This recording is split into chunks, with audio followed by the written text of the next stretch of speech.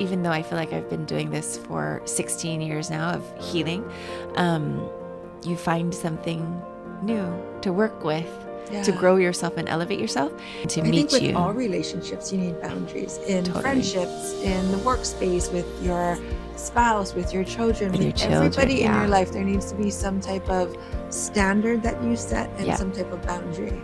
You're working to not only heal yourself, but your generations below you, because patterns have a sneaky way of repeating themselves. What's conditioned and learned is easily passed down.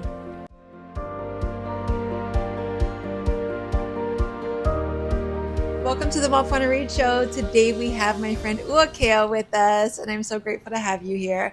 We are going to learn all about generational healing. Ooh, ooh, ooh, ooh. Yeah. Yes, it'll be a fun talk. It is, yeah. So normally I like to start off the episodes with something that I call the journey on becoming. Okay. So take us like on a 2-minute journey on Uakea's job. That's such a beautiful coined phrase, the journey on becoming. Yeah. Dang, girl. Right? Like, how did you get here? Like, what? Like all the things that you're so passionate about. But I tell people 2 minutes because it could go like hours. So I'm always like, take me on 2 minutes. Let's could try be 3 or 4 minutes. You know, we can do hard things. Yeah. Let's try. Okay, 2 minutes. How did I become the woman I am today? With a whole ton of prayer, a lot of resilience, and so many good people on my path who helped just keep me boop, boop, boop, boop, like gutter lanes, like gutters, and a bowling alley. Yeah, there were a lot of adventures in my life, and I think it was through all of the goodness that people placed in me that I'm here today. Yeah. Tell me a little bit about like who you are and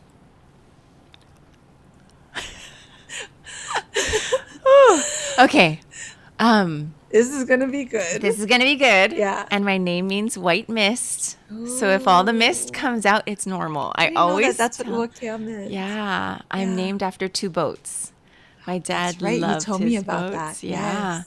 And he passed when I was 10, so it wasn't until I was 17 when a boy, sweet boy in college, did some research, and he said, if your dad was a sailor and a fisherman, then what you probably have as the kona behind your name is when an ocean wave hits a cliff, that mist is Uakea. Wow. I know, right? Oh my gosh. I want to think of that whenever. I want to think of you now every time I see that. Yeah. Thank you. Yeah. At the ocean. I love the ocean. I love being outdoors. My 2 children and I surf a lot. We haven't done a ton of fishing like my dad would have loved, but we do surf a lot. We do a lot of outdoor adventures. And we live a pretty active lifestyle. Well, a very active lifestyle. So, yeah. Okay, take me on generational healing, and why is that so important to you? Oh, girl. It's such a big topic, and I think it will resonate for everyone at a different point in their life. I want to say that for me, generational healing was the chapter that started for me at about 33. Okay. And now that I'm 40, I feel like I've kind of got a handle on it now. Okay. But it started as me seeing patterns in my family's lineage that I definitely didn't want to relive in my own life. And then have that passed on to your children. Exactly. Yeah. Exactly. So I saw glimpses of it. And for me, it was like a little spark in the sky, like, hey, pay attention to this. Hey, pay attention to that. Hey, pay attention, pay attention, pay attention. And I had my 2 children at 22 and 24 years old. Okay. And I had gone through early childhood development, early childhood ed, and I was really passionate about helping families find a better sense of peace and systems for harmony, because I came from a very dysfunctional childhood. And our family structure was something that, I kind of saw life back then as life is just happening, deal with it. And then I got really frustrated at one point, and I was like, this is happening to me. Why? Like all of that angst and all of the sadness really became a burden that I couldn't deal with that. I couldn't deal with anymore. I was so angry in my senior year of high school, but no one knew it. I put on a very good pageant or flight attendant face because I grew up in that world with my mom. And there was no one really there to guide me through the emotions of it. And so the angst and the frustration just kind of internally festered. And finally, when I got help at 19 years old, it was like the craziest therapy, a year long, sitting on a couch with my counselor, green tea in hand, every single night for a whole year. Every single night she held space for me, and I just poured and poured and poured and poured. Wow. And bless that woman, she is still a very, very dear friend to me, but I know that the frustration and hurt I felt definitely would have led me down the road of drug abuse or addiction or maybe even prostitution, because it was just so painful. And a lot of people never see that beyond the shell.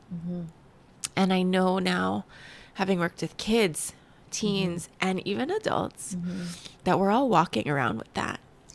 Yeah. With that mask on, trying to hide it. Yeah. Trying to be a big, strong girl or a big, strong man, and never feeling safe enough to be vulnerable and deal with what's going on in here. Do you feel like that therapist was maybe one of the first people to actually see you? Yes. Yeah. I had a really good friend in high school that I didn't have to say much to. She knew everything, and she never made me feel smaller or worse because of what was happening. And I lived with her parents for the first year out of high school. I left the house. I got kicked out at 17 and 364 days old. I lived with her parents while she went over to Indiana for college. And then after that first year, then I lived with my pastor, this woman, my dear friend Mary Ellen. And I lived with her for another year. Wow. And it was really, it's almost like feeling like you're in a foreign country when you move from a dysfunctional household into an average household. No household is perfect, but there was no more drug abuse. There was no more violence and all the things I dealt with in high school. And so having this clean slate, it was like I was living in a reality TV show. And I would just stare at this mom and dad who I knew, but living with someone is so different, and just like watching them, how they ate at a dining table. And it's like, is this real? Is this how other people do it? Is this how other people live? Yeah. Yeah. Oh, this is how they fight, like normal fights. Yeah. It doesn't have to get, there's crazy. no like dishes throwing and crazy things like that. And so it was a nice slow 1 year out of high school to feel like, okay, this is an average teenager's life. And then I went through the next year of deep therapy work, and then it was an exploration of what I wanted to do after feeling held in a space. How old were you again? So you're like 18, 19. Yep. Okay. And then you got the therapy at 18, 19. Yes. Okay. Yeah. So from 18 to 19, I lived with my best friend's parents. Okay. And then from 19 to 20, I lived with Mary Ellen. Okay. Yeah. And then what happened after that for you to... Ooh. Then it's all like open season. Yeah. Oh my gosh. I felt like open season. I felt so good after working through all of what I did. Do you feel like I don't have to carry this any longer? It's like a heavy backpack with rocks, and you can be like, I can put this down, and it is not mine to carry. It felt like TNT, actually. What is TNT? Like dynamite. Oh, I felt like I was with everyone with their like all these little sayings. I'm like, what's TNT? Is that a new one? I don't know. I know, it's an old one. It's an old one. Right. It felt like rocks plus dynamite. Like I never knew what was going to happen, because still I was living with, people who weren't my family. So at any time something could happen. Yeah. So even like to you're trust, on eggshells a little bit. Like, is this real? Is somebody going to blow up at any moment? And what you learn in healing is whatever you're conditioned with, the environment you grow up with, your nervous system regulates too. So your nervous system regulates the environment you are in.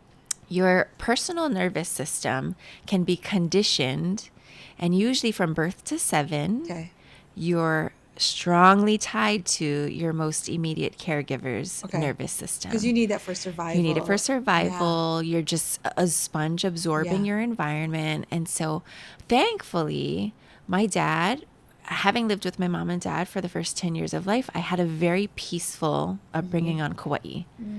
Very serene. The cows across the street were my friends. You know, like we would bike ride through the sugarcane fields. Everything was so trusting, so safe, so ideal for a local kid, right? We grew up in Hawaii. Why not enjoy the outdoors? And then it was like living 2 different lives. And so from 14 till 19, I think because of my upbringing, I could distance myself from what was happening in my house at the time.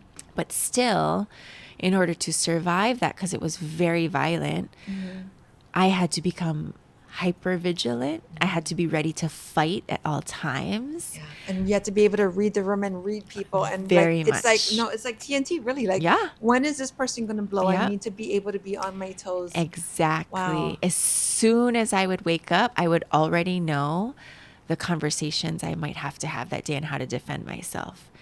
And sounds I would hear 30 feet away downstairs, even from my bedroom, I could read the temperature and read the tone of their voice and how it's like, okay, today this is how it's probably going to end up. Yeah. Wow. And it was usually, I'm the oldest of 2 children. It was usually something I felt ultra protective of because my brother was so young.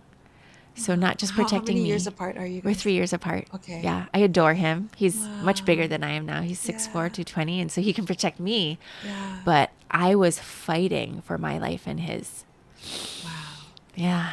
And you're the oldest. And I'm the oldest. Yeah. So also when my dad passed, my mom had so much stress. So she actually collapsed in the bathroom the day after my dad died. And I was like, both my parents are gone. Yeah. And so from 10, I was always a lot more aware of death and survival than I think the average 10-year-old. So, wow. Yeah.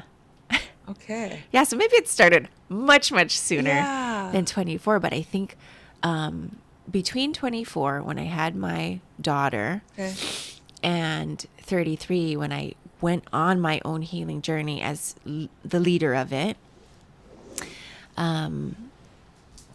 the shift in the mindset when you go through generational healing is the best mindset that helps is life is happening for you, not to you. You have a choice and you can choose a better path.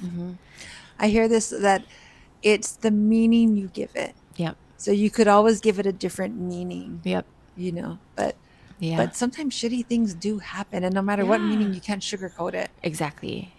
There's such thing as toxic positivity, which unfortunately, like, it can come from the most well-intended place. Yeah. But there's an invalidation of the person. And that's what we don't want in generational healing. You want to validate the person, their experiences, and their choice to move through it. Were you upset with your mom did you blame her? Girl. Yeah. There's layers and layers and layers and layers. And the crazy thing is, even though I feel like I've been doing this for 16 years now of healing, you find something new to work with, to grow yourself and elevate yourself. And I want to say it was that year at 19, that's when all the rage came out. Huge, huge, huge rage that I could step back from the situation and like a bird, I could see our house. I could see the 4 walls. And like I'm looking at the 4 of us in the house, I could see how every choice my mom made really resulted in that. And it was then, if I'm just looking at that one house in high school, okay, we're dealing with 4 years, but then it went back.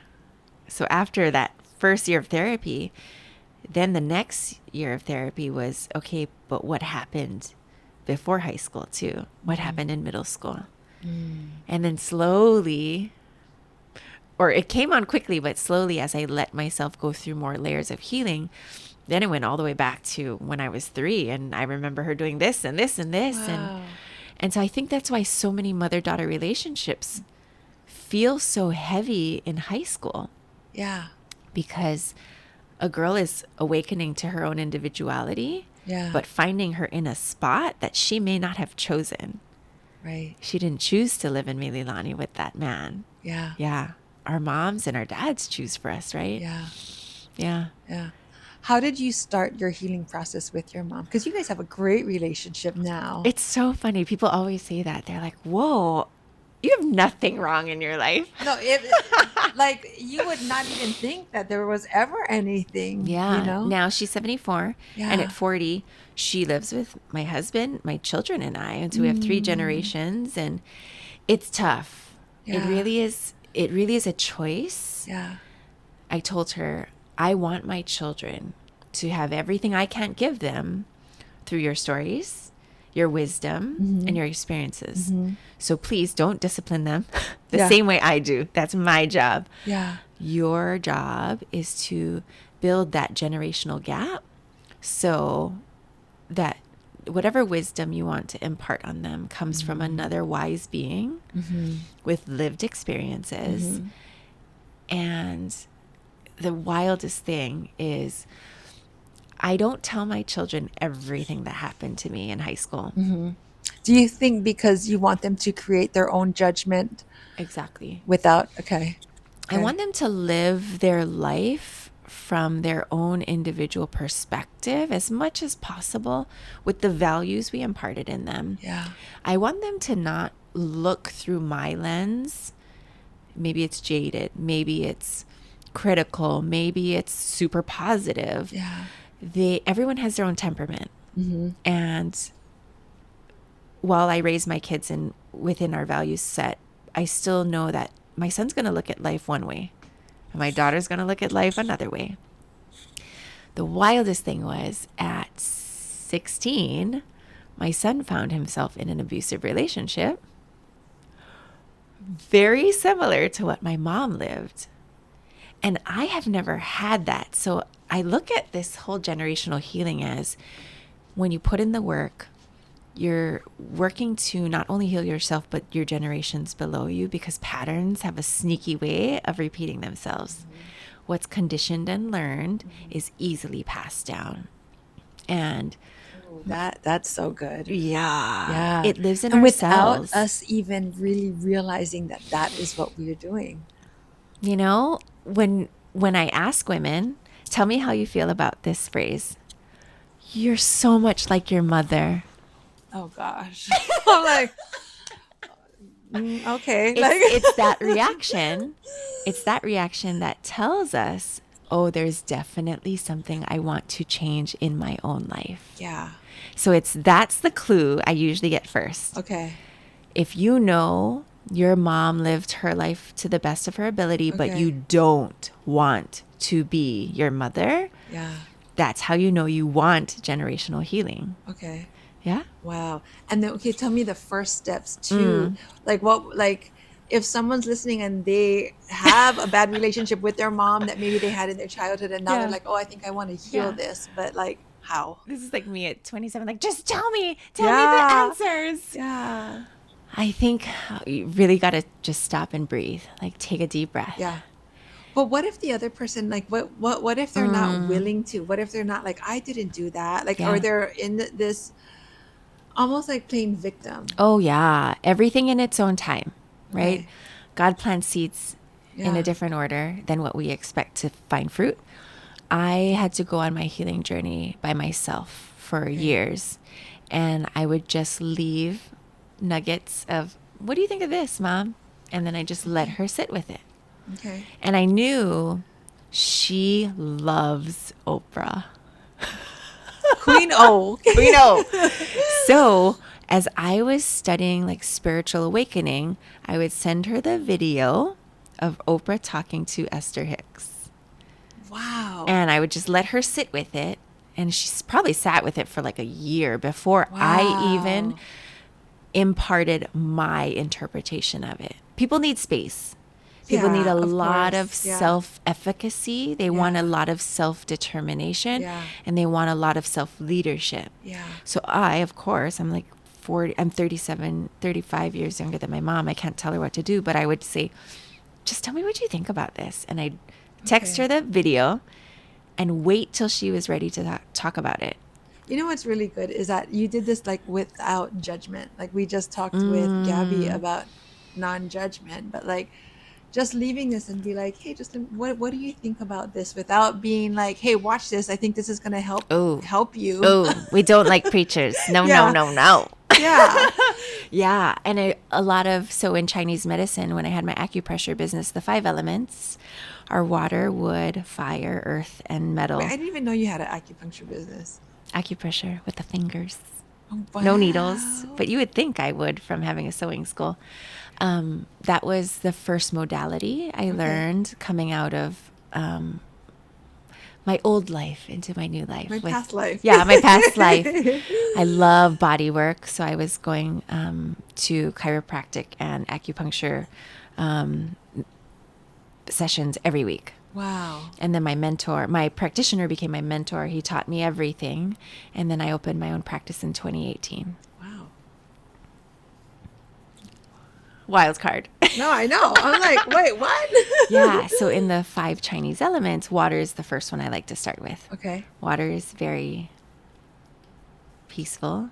It can hold a lot, like the ocean. Yeah. And in that essence, we like to use that symbol of presence. Okay. And to be present, you can't be judgmental. Yeah. To be fully present, you have to just let be and accept. Yeah. And so that's a perfect one to start with. Yeah. I think sometimes that could be hard. So hard. Yes. Especially when it's your babies. And you're like, don't do that, please. Please don't touch the stove. Yeah. Oh my gosh. Yeah. Okay. How did you start to heal your relationship with your mom? So you would plant these little nuggets. Yeah. Okay, what do you think? Did she always live with you? Or did she just recently, like as your relationship got better, then moved? Oh, we had a very big falling apart where my husband had to tell her, you need to stop calling Kea. She comes from a very good Christian-hearted background, and her coping mechanism for fear is to, how do I say it? Just like overlove, like smother. So we got to a point where she was just constantly calling me, and it was really hurtful because we were going through her divorce with her ex-husband, ex-husband, happened 3 times over and over and over. And I was doing the paperwork, and it was just, it was so hard at that point when I had Kate and Naya were then 3 and 1, brand new babies. And I really needed the boundary hard and strong, but she wasn't listening to me. So my husband stepped in, and for 3 months there was 0 contact. Wow. And, we moved out because we were living together. We moved out, went to a whole new house. We lived with my father-in-law, and I raised my kids away from her for 7 years there. And it was a very slow reconciliation. And I see healing with other people really as you draw a line in the sand. You really have to have boundaries with everyone, even in healthy relationships.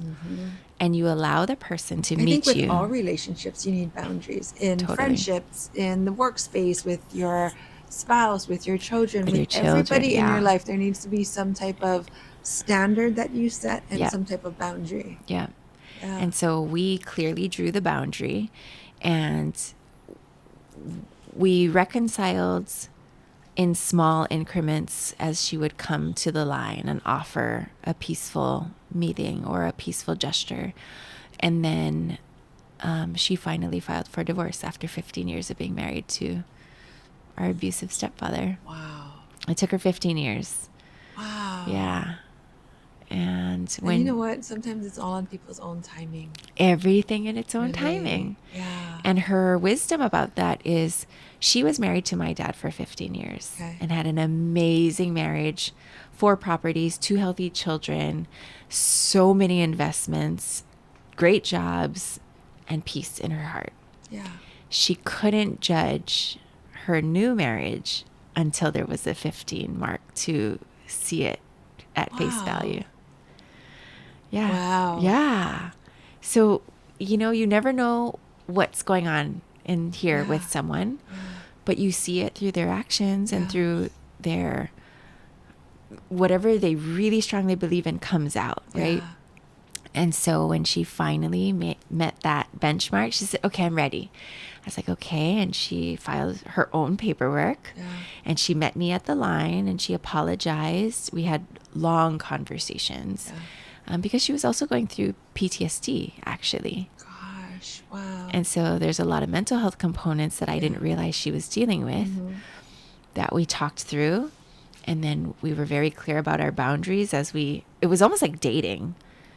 Yeah, but it's with your parents. With my mom. Your mom. Yeah. But like getting to know, for her to get to know you at this stage of your life in this chapter, but for you to also get to know her again. Yeah. But I think that the hard part is sometimes there's so much hurt. It's almost like, how do you get over that hump of forgiveness? Yes. Of like, okay, I will let you back in. Like, did you feel like you needed her to acknowledge how much pain you had gone through? For sure. Yeah. For sure. I think the self-honoring and self-respect that I want in my life is when you meet me at the line, you own everything that you did, and I own everything that I did. No one's perfect here. Yeah. But we're not going to brush anything under the rug. Yeah. Because that was the first pain I felt as a kid. Wow. I think in Asian culture, you know, do not speak out of turn. Yeah. It's that invalidation of your presence and your opinion. And so it was. And then also don't talk about feelings and all. And then there's like respect. Crybaby, all the things, all the judgments that come along with that, right? Yeah. And so, it was a very long 2 years of reconciling and knowing that not everything was going to happen in 2 years because we lived with him for 15. She lived with him for 15 years. So if we're just talking about my high school experience, it's going to take a long time. Yeah. So what can she handle and bring to the peaceful meeting? Yeah. And so still to today, we talk about things and, my children definitely trigger things in her. Oh my gosh. And me too, like my habits trigger things in her. She wants to protect me, but also scold me sometimes. And we just look at each other. I was like, breathe. Yeah.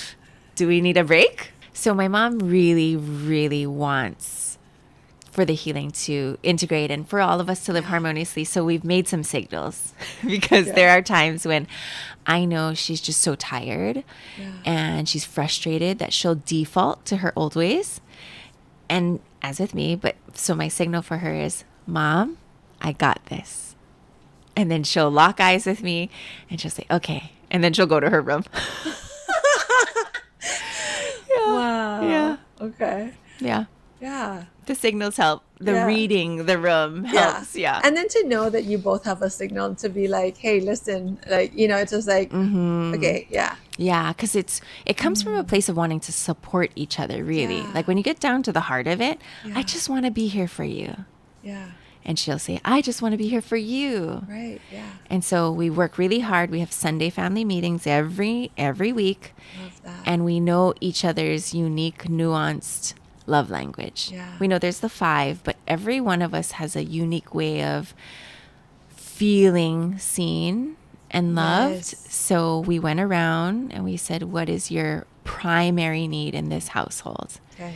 And, you know, as a mom, like you want to do 500 things for your kids a day. Yeah. But if their love language. Or maybe you don't. There sometimes you don't. I don't want to do all that. Tap me out. Yeah, somebody help, you know?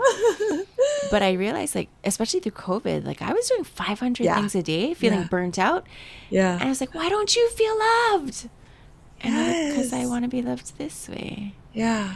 And so we And established. sometimes it's just the simple things like, I feel love when you make me breakfast. And then it's just like, okay. Yeah. Yeah. And we wouldn't know if we didn't ask. Yeah. One of my favorite mentors said That's so good. So good. That is so good. Yes.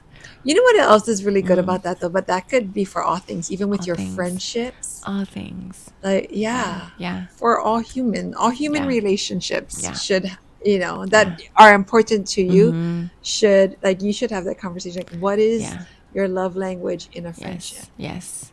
Yeah. There's deep trust built in that. Yeah. When you really trust that the person sitting across from you knows how to be loved, and you vulnerably say, okay, can you tell me how to love you? Maybe I don't know how, but I'm going to try my best. Yes. And I think sometimes that's the best thing right there, what you said, is just to be like, maybe I don't know how, but I'm going to try my best. Yeah. And that act alone, I think, is just so powerful and so important, because the person receiving that is like, I see you trying. Yes.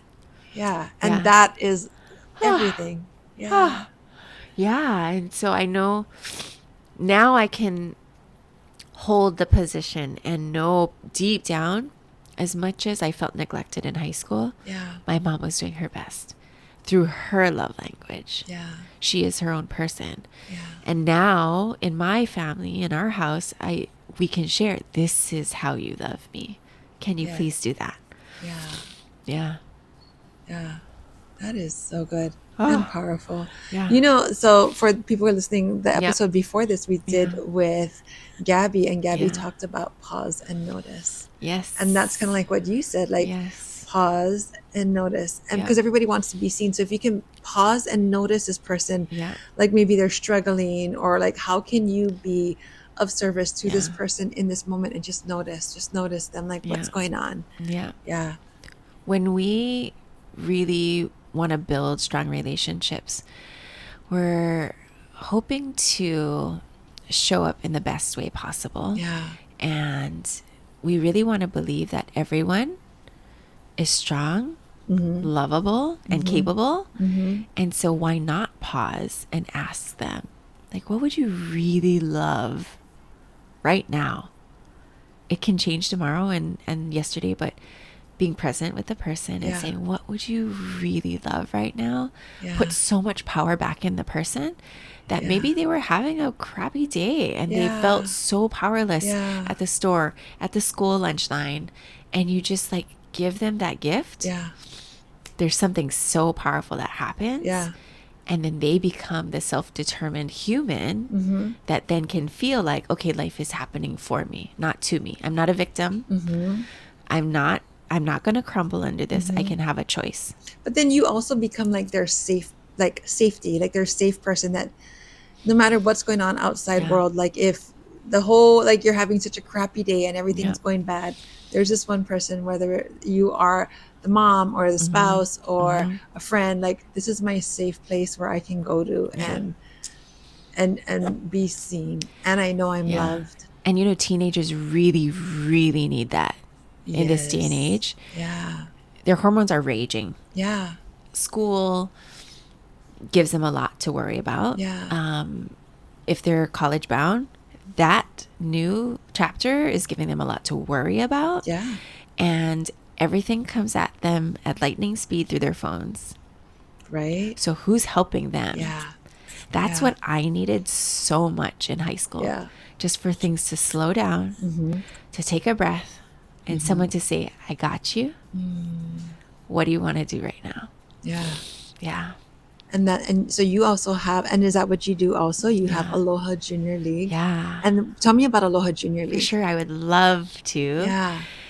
And tell me, why is it so important to you? I can even start with that. Okay. At 17, I really, really loved Japan and my Japanese culture. I took 4 years of Japanese instead of Hawaiian. Because your dad's full Japanese, right? He's pure Japanese. Wow. 6'4", 225. No one believed he was Japanese.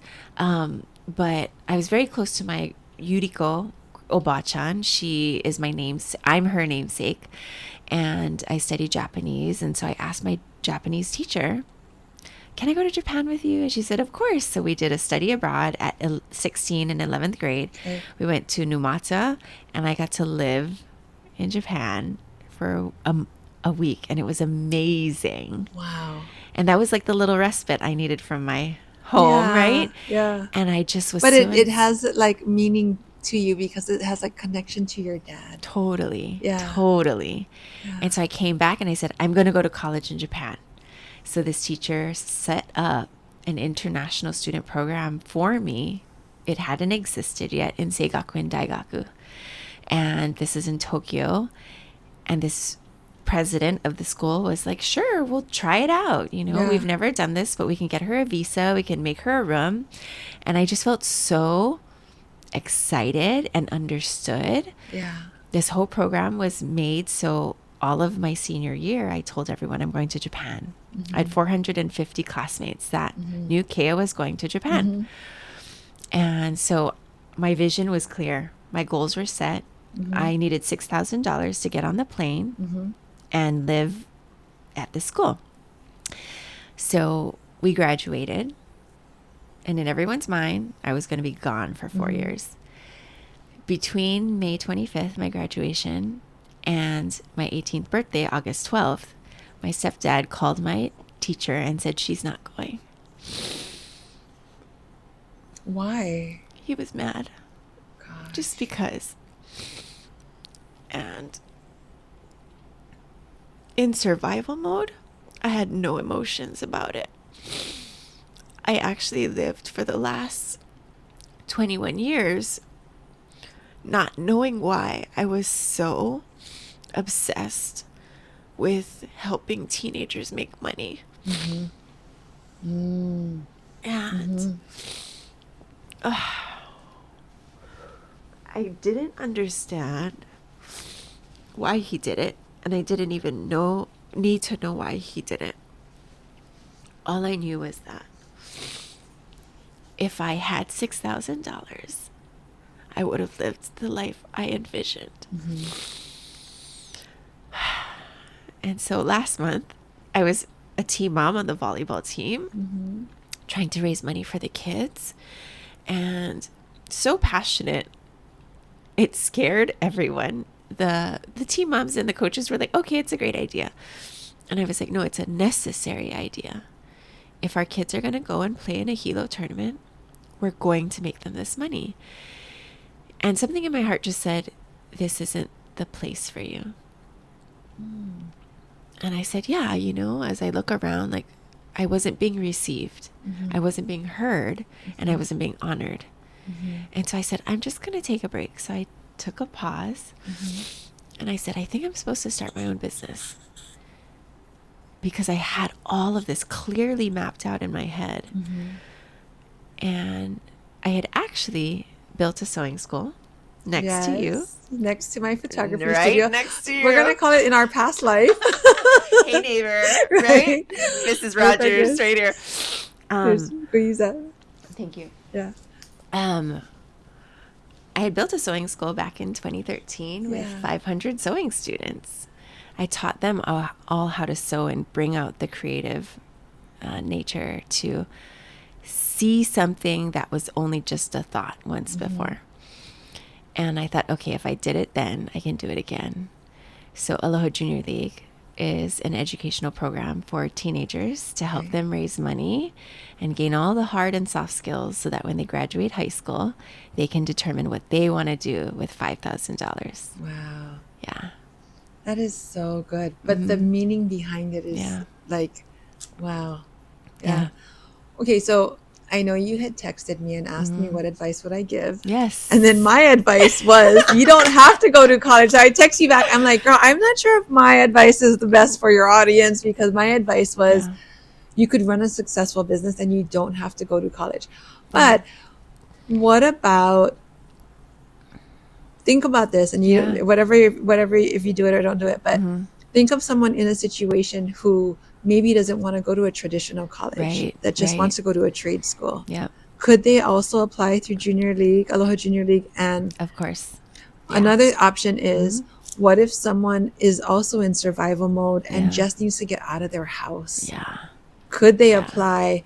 Like, what if they can't even, that $6,000 would actually help get them out of their house, get them a place, and let them start to work. Yeah. Maybe that's something too that could be just different ways of thinking of, like, you know, to help teenagers who are just in a very bad situation that kind of need out. Yeah. But yet maybe what if they need out and they don't have the grades to get into college? It's like, now what? Yeah. There's so many hurdles that all of us face, right? And I agree. And I actually champion your stance. You don't need college. Yeah. You don't need a lot. Yeah. If you have the resilience within you and the vision for your life and the willingness to go after it, you can make millions with a mustard seed. Yeah. One of the funny things I tell kids is when I go into presentations, I show my sewing machine. It was $125. My auntie just gave it to me. And when I had quit teaching preschool, I had 10 pregnant friends and I needed to go to these 10 baby showers, but I had no income. Wait, when was this? How old were you? I was 22. Okay. I had just had my son. Yeah. And 22, 23. I'd quit teaching preschool and I wanted to go to these baby showers, but I didn't have money. So my auntie gave me her Kenmore. My mom gave me a pattern and I just started sewing baby products from YouTube and Pinterest. And I tell the kids that was the mustard seed idea in 2012. In 2018, I tell them, guess how much money you think I made with that sewing machine that I just started with? Do you want to guess? No, because I'm nervous to guess. I'm like, I don't know. So they throw out numbers. They're like $10,000. And I tell them more. And so they'll guess $20,000. I tell them more. And they just keep going and going and going. Do you have kind of a number in your head? Maybe. Go ahead, throw it out. Like 50? More. 100? Less. 75? A little more. 80? Yeah. Wow. I say, if I never tried and I never bet on myself, I never would have made the sewing school. I never would have gotten my house in Hawaii Kai, and I never would have seen the ability in me to bring myself out of all that pain and struggle. Yeah. And to now build a happy, healthy family. Wow. Yeah. I feel like you needed to go through all of that to help others in the way that you do and how you do. And maybe you had to be the one to carry that experience and to be able to build Aloha Junior League. For sure. To be so passionate about wanting to help because of your own experience. For sure. And wanting to make sure that these teens have a way to succeed, have a way out if they need to, you know? Yeah. It's a heavy burden, but it's definitely what I wanted to choose. Yeah. I didn't want to be a victim to it. Yeah. I could have been, and I was mad for a long time, but I wanted to make something out of it. Wow. And so we're doing that. Yeah. Yeah. Yeah. And I want to see now my 17-year-olds. Yes. That's the crazy thing. Because your son is 17 and your daughter is 15? Yes. Okay. Yes. So it's, for me, the passion and joy I get out of it is now I see my kids living what I wanted to and making their own choices. Yeah. Wow. Let's tie this back into, okay, give me some steps. Let's go back to generational healing. Give me some steps. We'll tie it back into generational Bring healing. us home, Appa. So give me some steps. So someone who wants to heal the relationship, give me like 3 steps. What are the first steps to healing a relationship through generational healing? For sure. I think you want to heal within you. Okay. All of your coping mechanisms tell you what your deepest pain is. Okay. And I think if you just start there, don't go through the whole thing, especially by yourself. Yeah. It's best to go with a very kind and educated guide. Okay. I highly recommend Dr. Gabby. I love all of the really powerful women who have been through it themselves. that, you know, we are so fortunate to be surrounded by Dr. Lenore, Dr. Gabby. There's so many women right within our circle. I interviewed both of them on the podcast. Yeah. That can offer the very smart clinical way to do this, because there is a method to the madness. Okay. Then they will also offer you like all the supporting materials that you can do on your own, because it really is a self-fulfilled journey. Yeah. So you do your homework at home with the guide of a professional, and then still you want to work on yourself, because everything starts here. So then as you work through your own things, then I say, then you can get a personal life coach. Because to kind of navigate beyond now, okay, I open Pandora's box and I see all the Monopoly pieces I'm playing with, to be able to choose what you do next is very fulfilling and aligned with the Chinese elements of creating an intention and clearly understanding your values, and then moving with what you have in your toolbox through step 1, then step 2, then step 3. And everything is cyclical. So remind yourself, like, you're not crazy to deal with it again and again and again. But instead of spiraling downward, how can you spiral upward and build off of all of your experiences and tools? So you're stacking your skills, you're stacking your experiences, you're stacking your resources, and allowing yourself to cyclically go through each journey. I heard this from Jamie Kern Lima. She says, you're not crazy, you're just first. So maybe you have to be the first one to start the healing process. And that makes you the pioneer of generational healing in your family. Right? Yes. Yes. Yes. Because if you've seen someone do it before, then thankfully you have a guide. Yeah. I didn't have a guide. Yeah. Yeah. And maybe you didn't have a guide for a lot of things in your life as an entrepreneur, or the first one to not go to college, or the first one to go to college. So we're all creating our life path. Yeah. And it's rare that you find someone who did it exactly like you did. Yeah. And so in your photography business and in my coaching business, we really were leading the charge. And so leadership skills really help.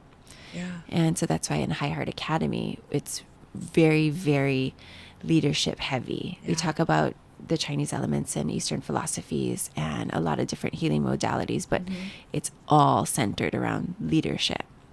Wow. Yeah. Yeah. And coming back home to the self. Yeah. Take care of the leader. Powerful. Thank you. This is so good. Thank you for having me. Thank you so much. Okay. If someone's listening and they want to get involved with Aloha Junior League, if they have a child who's a senior, becoming a senior high school child, like where do they go and how do they get involved? Our Instagram is really our biggest vehicle of marketing and connection. So find our Instagram, Aloha Junior League, and you'll see all of the different projects our youth are currently working on. We teach them sales, marketing, and communications. And that's the hard skills that we want them all to lead with. And then they have leadership skills and interpersonal skills and financial literacy. And so when you fill out the form in our link, it'll ask you which areas you're particularly interested in. And then we'll get your info and we contact you right back. I love that. Okay. Yeah. Awesome. It was so great to have you here. Thank you so much for all of everything for today. That was pleasure. So good. Thank you for holding space for us. Thank you for being here. Thank you so much for tuning in to the Mapuana Reed Show. If you loved this episode, go ahead and share it with a friend, like it, leave us a comment. I would love to hear from you. Check you out in the next episode.